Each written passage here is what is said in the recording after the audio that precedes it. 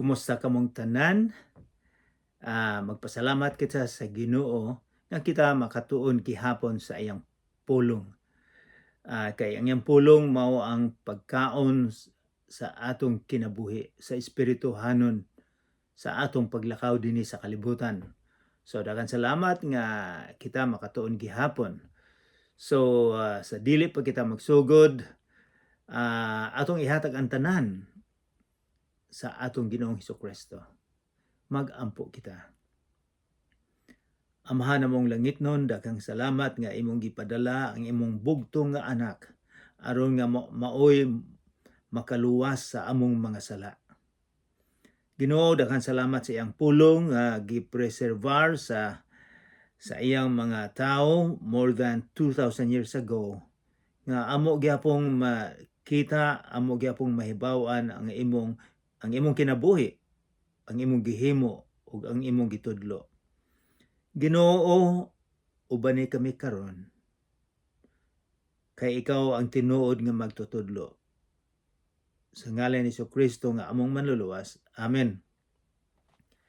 Sa usang semana, atong gitun-an sa kapitulo 6 nga nag-istorya si San Marcos giun sa pagpatay si San Juan, giputlan og liog.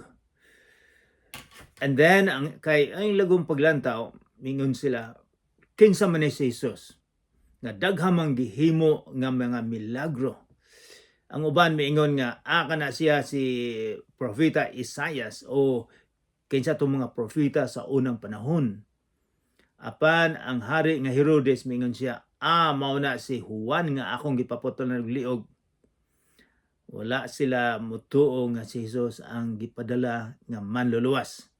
Ug ato usab nga nahibaw-an didto nga samtang galisod ang mga disipulo sa sakayan nila, ang atong Ginoong Kristo, ang atong Jesus, ang atong Ginoo milakaw sa dagat ug iyang gipahunong ang hangin, ang balud. Og ato usab nga nahibaw-an nga sa iyang pagsermon, daghan kaayong mga tao nga gustong makadungog o gusto nga naay makuha nila sa atong Ginoong Kristo.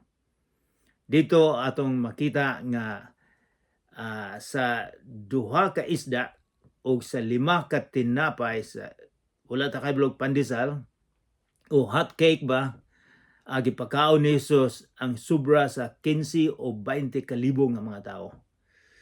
So didto ta mao na sa kapitulo 16. Karon atong abrihan ang atong Bible sa kapitulo 7 sa sinulat ni Marcos. So ang bag-ong tugon or New Testament nagsugod og Matthew o pagkahuman Marcos. So abrihan nato karon sa kapitulo 7.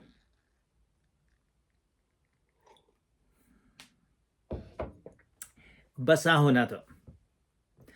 Ang title sa paragraph mao ang pagtulun-an sa mga katigulangan.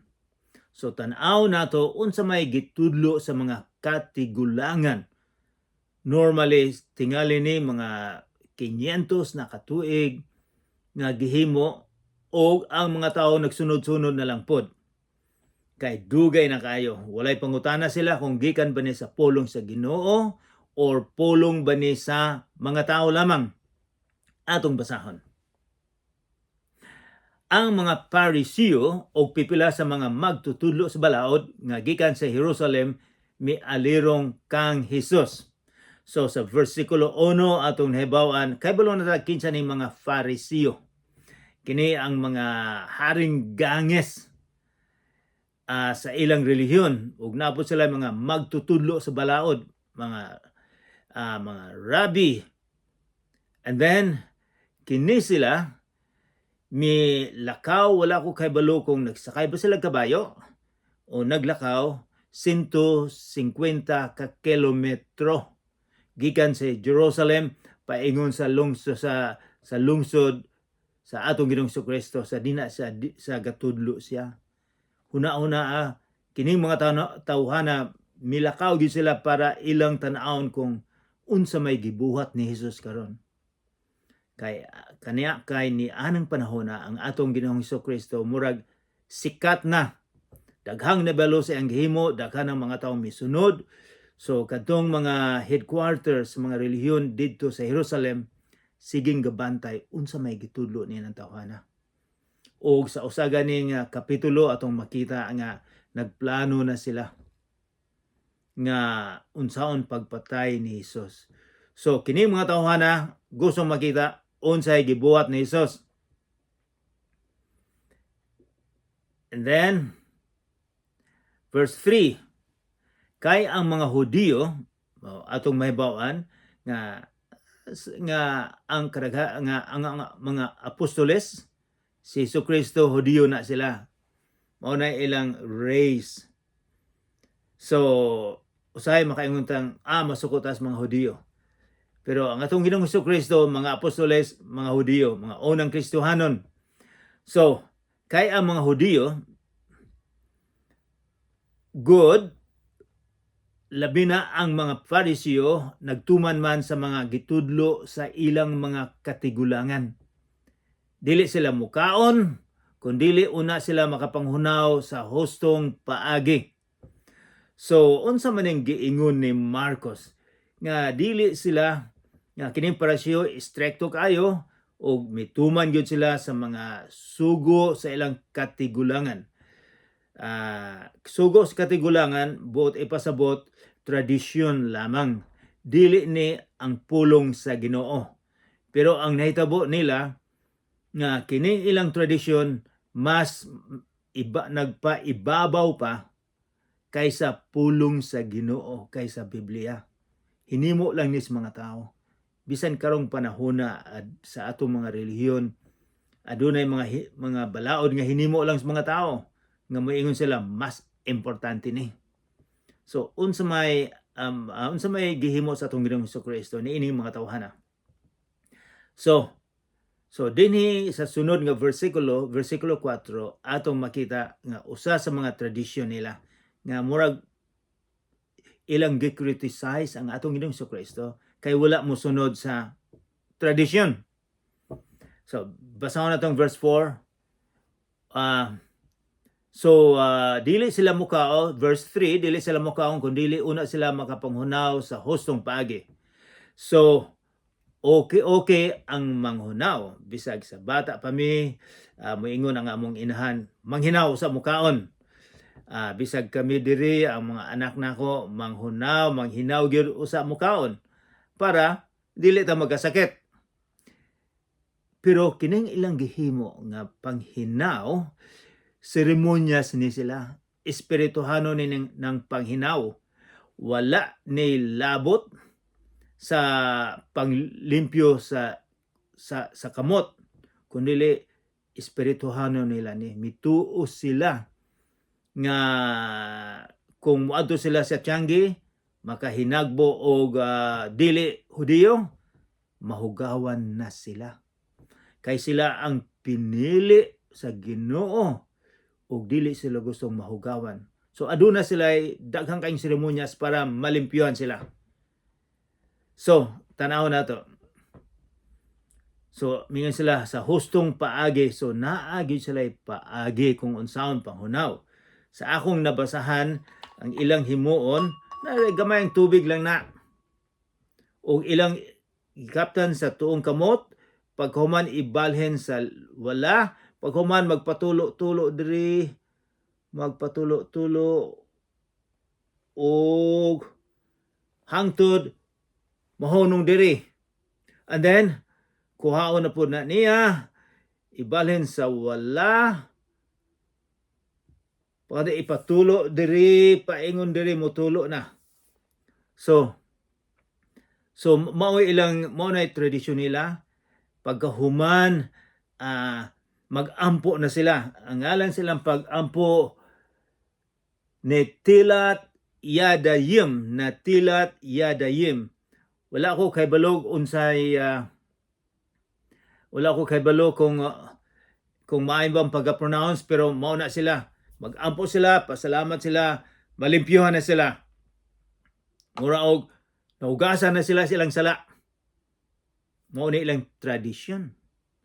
Ang uban gani nga tradisyon kay balo ka ubang relihiyon sa Middle East pag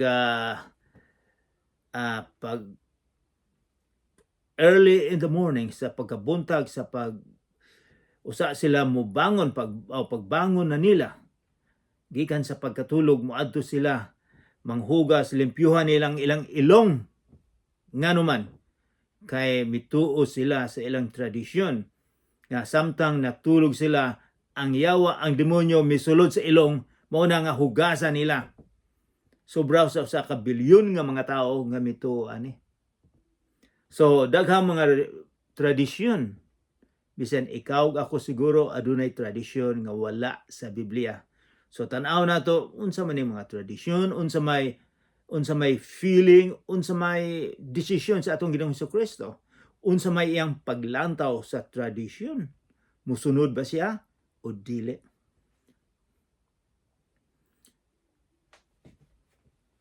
And then verse 4, o mukaon bisan unsa inigabot nila gikan sa merkado gawas kon makapanghugas una sila. May daghan pang mga sugo, daghan pang nga ilang nadawat og gituman sama pananglit sa husong paagi sa paghugas sa tasa. Naagi paagi unsa ang paghugas tasa? And then mga kulon, mga panaksan, mga bronze og mga higdaanan, daghan silang seremonyas. Kay ilang paglontaw nga sila sigig yung malimpyuhan espirituhanon. Busa, versikulo 5, busa nangutana kang Hesus ang mga Parisiyo kining gikan sa Jerusalem nga naglakaw og 150 ka kilometro. Nangutana sila og mga Parisiyo og mga magtutulo sa balaod. Kini ang pangutana. Ngano ba nga ang imong mga tinun-an wala man magtuman sa mga sugo nga gibilin sa atong mga katigulangan? Nganong wala man mosunod mo? Ikaw ang leader, ikaw ang rabbi, kinahanglan unta nga imo silang tudluan kung unsa ang atong mga tradisyon. Nangaon hinon sila nga hugaw o kamot. Nakita nila nga nangaon silang San Juan, San Pedro, San Bartolomeo, mga apostol nga wala ng hugas. Pero bot ipasabot nila nga wala magtuman sa ilang balaod kung unsaon paghugas. And then si Jesus mitubag kanila, mga tigpakaaron ingnon, mga hipokrito. Mao ni gitubag sila sa atong Ginoong Hesukristo. Kining mga sikat didto sa Jerusalem, kining mga haringgangis. Ningon siya, kamo tigpakaaron ingnon, hipokrito, hypocrite. Wala gayud masayop si Isaias sa iyang mga pagtagna mahitungod kaninyo sumala sa nahisulat. So nag-quote si ang atong Ginoong Hesukristo sa pulong sa Ginoo nga naa sa Biblia, dili sa tradisyon. Ingon siya si Isaias sa kapitulo 29 miingon na nagna na mahitungod ninyo. Miingon kini ang giingon kining mga tawhana, kining mga relihiyoso nagpasidungog kanako sa pulong lamang. Mao na gisulat nga ang Ginoo miingon na kining mga tawhana nagpasidungog sa pulong lamang sa baba pero wala sa gawa. Apan ang ilang kasing-kasing halayo kaayo. Kawang lamang ang ilang pagsimba kanako. Kay ang mga sugo nga hinimo lamang sa tawo, ilang gitudlo nga balaod kuno sa Dios. So kinahanglan ikaw ug ako di ay atong tan-awon kung ang atong gihimo sa atong mga katigulangan, mga relihiyoso nga mga tao, kung gikan ba sa Ginoo or kung himo-himo lang ba na sa mga katigulangan.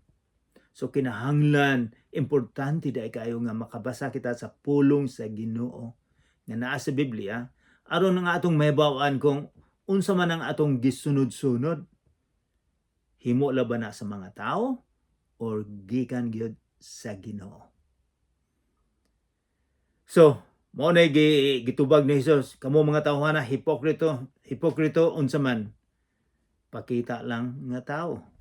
Abi natog maayo na siya pero relihiyoso dai kayo. Ang uban magampo og pila ka gatus ka ampo pero wala di si kasing-kasing. Ang ilang paglantaw nga kung daghan ang ampuon tubagon sa Ginoo. Pero ang pinaka-importante di ay gikan sa kasing-kasing nga pag-ampo. Bisag simple lang kaayong pag-ampo. As long as nga kini kinasing-kasing.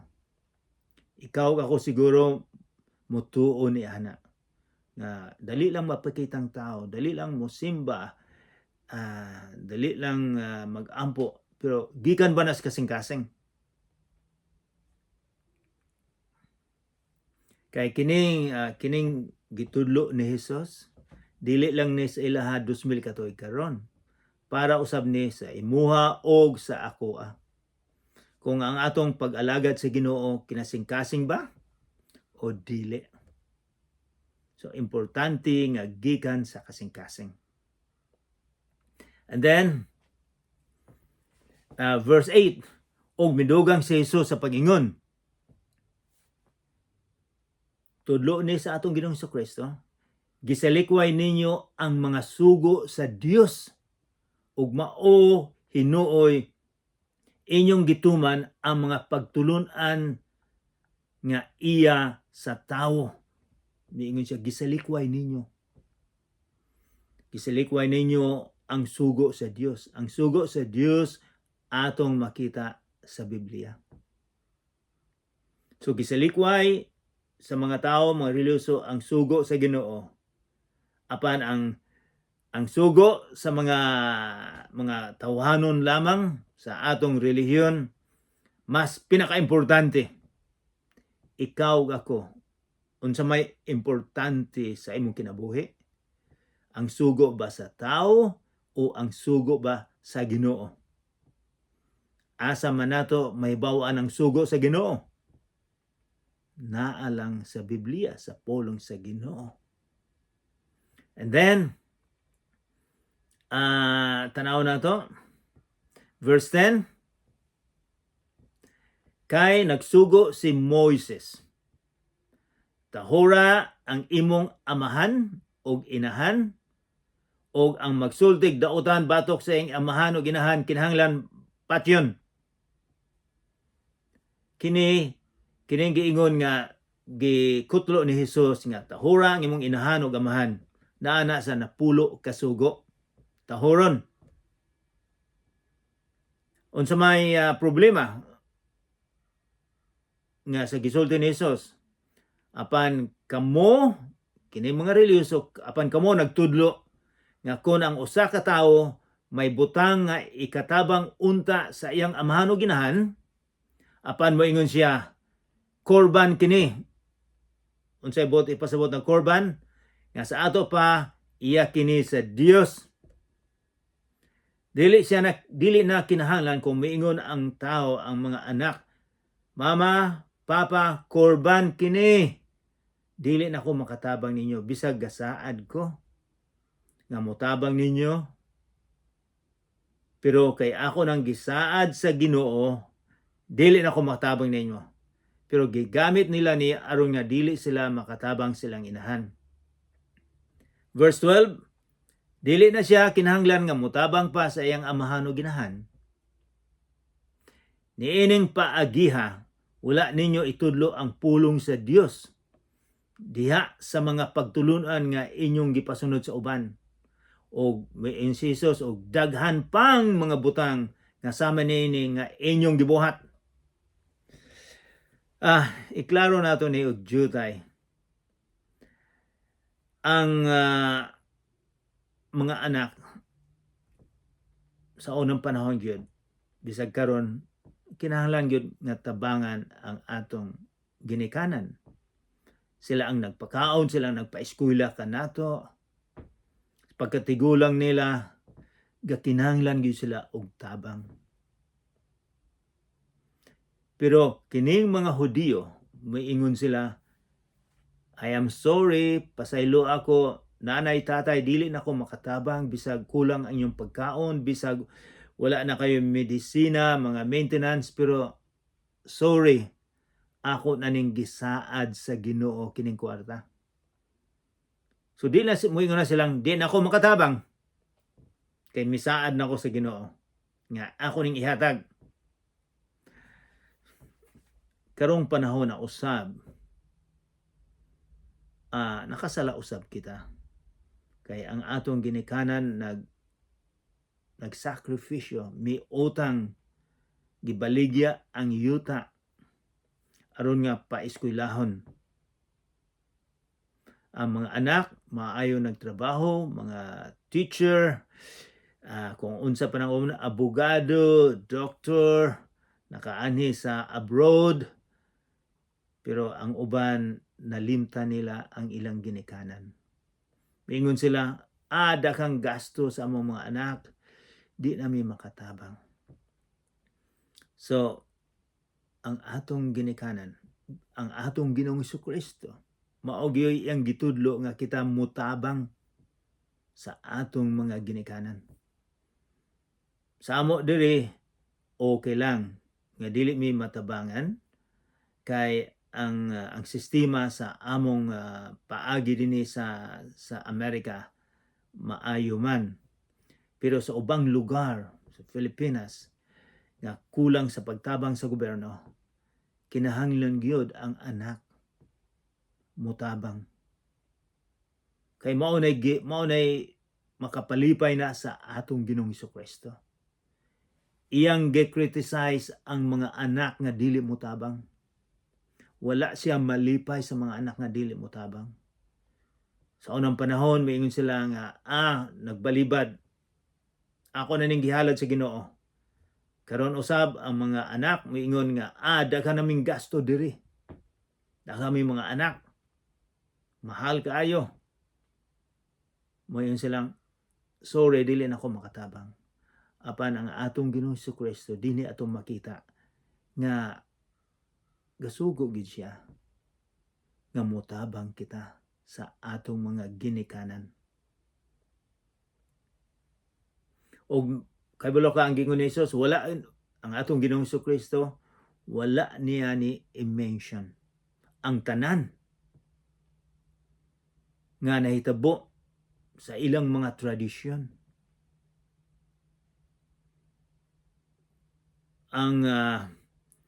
At kining mga tawhana, kining mga think tank, kining mga haringganges, ang ilang nakita ni Jesus nga ang mga disipulo nila wala manghugas.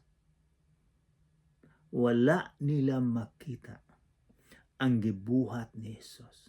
Wala nila makita nga si Jesucristo gipakaon ang sobra sa 20,000 nga mga tao sa 2 ka isda og 5 ka tinapay. Wala nila makita nga si Jesus milakaw sa dagat. Gipahunong niya ang balod. Gipahunong niya ang bagyo. Ang may sakit nga leprosy, iyang giayo. Tinay bata nga namatay na, iyang gihatagan og kinabuhi. Daghan ang iyang gihimo. Ang atong Ginoong Jesucristo. Apan unsay nakita sa mga relihiyoso nga ang mga disipulo ni Jesus wala manghugas, nga wala mutuman sa ilang balaod. Sirado ang ilang hunahuna. Pareha ba ta ni ana? Maka hunahuna ba ta nga ang atong pag-alagad sa Ginoo kinasing-kasing, dili hipokrito. Kay bisan karong panahon na, pag adto na mo sa Israel, sa hotel, daghang mga tao nga mga Hudiyo nga dili sila mutuplok sa elevator, nga panalitag mo adto sila sa 20 ka andana, di sila mutuplok. Maghulat sila kay kung mutuplok sila, trabaho na dako na ng sala. So karong gihapon naay mga taong ingon ana. Pero anyways, dili ta magdugay dito. And then verse 14. Unya gipaduol pag-usab ni Jesus kaniya ang panon sa katawhan o giingnan sila. So daghang mga tao giingnan niya, gitudluan sila. Mingon siya, pamati kamong tanan og sabtan ninyo kini. So ang gisugo ni Jesus, pamati, and then another word, another nga sinultian, pamati og sabta. Dili lang day mamati ta nga dili sabton, kay sayon lang kaayo na. Naay musulti, mugawas lang po sa usang dalunggan. Pero mingon si Jesus, pamati gyud, bot ipasabot sa ulo og sa kasing-kasing.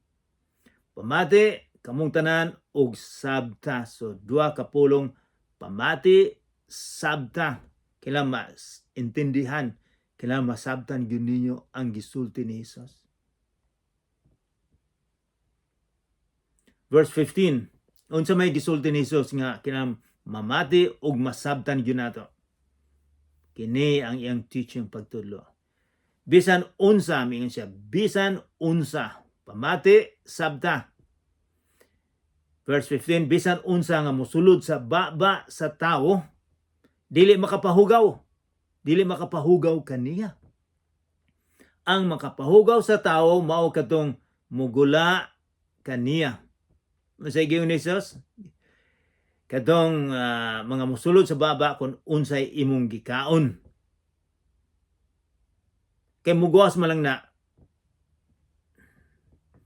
Apan ang makapahugaw sa tao katong mugula kaniya. So, panalitag mukaog baboy, mukaog uban dili mukaog baboy o isda, mga sapat, dili sila mukaon kay ang paglantaw gyud sa mga Hudiyong kini sila makapahugaw nila. Makapahugaw nga ang paglantaw sa amahan nga sila makasasala na. Kay mikaon sila. Nahugawan na sila. Kinang malimpyuhan. Mao ba na paglantaw ni Jesus mahitungod sa pagkaon? Nga mahugawan ka sa espirituhanon? Tanaw na to sa may gisulti ni Jesus ang atong Ginoo. Sa dihang mibiya na si Jesus sa panon sa katawhan ug misulod sa balay, gipangutana siya sa mga tinun-an may tungod sa maong panultihon. Mitubag si Jesus kanila. So, murag wala makasabot ang mga apostoles sa gisulti ni Jesus. So wala na daghang mga tao na ngayong explanation. Verse 18, ang inyong panabot, ingin siya, ang inyong panabot sama ra sa uban. Wala ba day kamo makasabot? Bisan unsa nga mosulod sa baba sa tao, dili makapahugaw kaniya. Kung unsay imong gikaon, dili makapahugaw.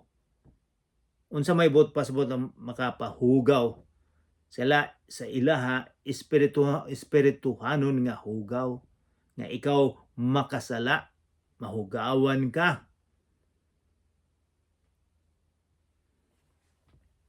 Mingon siya, nga naman, kay ang pagkaon, dili man mosulod sa iyang kasing-kasing. Pagkaon, mosulod sa tiyan, dili sa kasing-kasing. Kung dili ngadto sa iyang tiyan, o unya mugula usab gikan sa lawas. Sa pagsulti ni Jesus niini, ang iyang gipahayag nga mahimong kanon ang tanang pagkaon.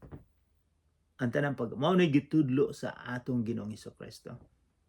So pwede ka makakaon og lechon, pwede kang makakaon og humba nga dili ka makasala, dili ka mahugawan. Gikan ni sa atong Ginoong Hesukristo, dili ni gikan sa relihiyon. Og mipadayon siya pag-ingon ang makahugaw sa tao mao katong mugula kaniya. Katong mugula kaniya. Mao'y makapahugaw. Kay gikan sa kasing-kasing ang tao makahuna-una og dautan. Dili ang pagkaon, ang kasing-kasing. Kung hugaw ang imong kasing-kasing, makahuna-una og dautan, magahimog sa lawayong pagpakighilawas, pagpangawat, pagpatay. So importante niya ang kasing-kasing nga malimpyuhan. Ang pagkaon dili na makapahugaw. Ang problema kung ang kasing-kasing mahugawan, kay mugawa ang daghang dili maayo. Verse 22, miingon pa siya, pagpanapaw, kahakog, pagkadautan, pagpanglimbong, kalaway, kasina, pagpangdaot sa uban, kanang musulti nga dauton ng uban, pagka mapahitason og kabuang sa Ginoong Hesus. Dili ni siya comprehensive, pero daghang gisulti ni Hesus may tungod sa mga tawo nga maoy ang ilang kasing-kasing nahugawan. Ingon siya, kining tanan nagagikan sulod sa tawo ug maoy makapahugaw kaniya. So mao na makapahugaw, dili ang imong pagkaon, kundi unsay sulod sa imong kasing-kasing. Mao'y importante niya. Dili nga wala ka mukaon. Kay balo ko nga ang humba, kung sige ka mukaog humba og lechon, daghang mantika, maka-stroke, maka-high blood, kung sige. Pero ang bot na ipasabot sa atong Ginoong Hesukristo, ang makapahugaw kung unsay mosulod sa atong kasing-kasing, unsay muguwa sa kasing-kasing. Nga mauna nga gikinahanglan gyud nga ang atong kasing-kasing malimpyuhan. Sa ilang panahon ni Jesus, malimpyuhan ang tao sa ilang mga sala, manghugas lang.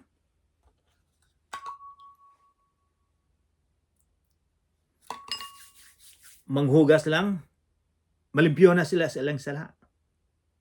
O kung muadto sila sa tiyanggi nga nakatagbo o dili Hudiyo na nakasala na sila, manghugas sila, dili mo sa guwa outside na, kundili ang importante ang kasing-kasing. Siguro daghang mga taong motuo nga importante nga ang kasing-kasing mahugasan, nga malimpyuhan ang atong kasing-kasing. Unsa man paglimpyo sa atong kasing-kasing? Moadto ba kita sa simbahan? Sige. Magpamiyembro ba kita sa usa ka relihiyon? Mag-ampo ba tag daghan kayong pag-ampo para malimpyuhan atong kasing-kasing? Umuduol kita sa atong Ginoong Hesukristo. Moingon nga, Ginoo, nakasala ako. Pasaylo ako sa akong mga sala. Limpyuha ang akong kasing-kasing. Ikaw ang magdumala sa akong kasing-kasing. Musulod ka sa akong kasing-kasing. Maunay makapalimpyo. Ang atong Ginoong Hesukristo lamang ang makapalimpyo sa atong sala. Dili ang atong relihiyon, dili ang atong tradisyon, dili ang atong pagkaon, kundili ang atong Ginoong Hesukristo lamang ang makapalimpyo kanato. Daghang salamat. Mag-ampo kita. Ama namong langit nun, daghang salamat sa mga pulong nga imong gitudlo kanamo. Ginoo, hinaot pa unta nga kami moduol nga na kanimo aron nga kami malimpyuhan, Lord. Pasayloa kami sa among mga sala. Nagaampo usab ako sa mga tawo karon nga naminaw, hinaot pa unta nga imong kaptan ang ilang kasing-kasing, Lord. Nga ilang makita nga ikaw lamang ang makapalimpyo sa kasing-kasing. Sa ngalan ni Jesucristo nga among manluluwas. Amen.